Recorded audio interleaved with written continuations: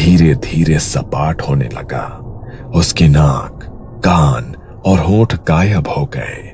उसकी पूरी खाल एक चमकदार चांदी जैसी सख्त परत में बदल गई।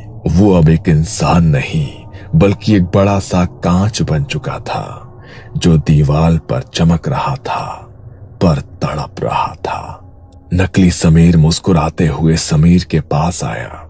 उसने तड़पते हुए कांच के समीर का हाथ पकड़ा और उसे दीवार की तरफ खड़ा कर दिया। ऐसा लग रहा था मानो वो कोई आदमकद कांच हो।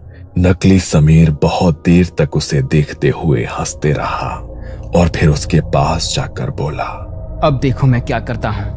कहते हुए जैसे ही नकली समीर ने उस जीते जागते आईने में अपनी शक्ल देखी, आईने के अंदर से असली समीर बाहर निकलने के लिए चीख रहा था। नकली समीर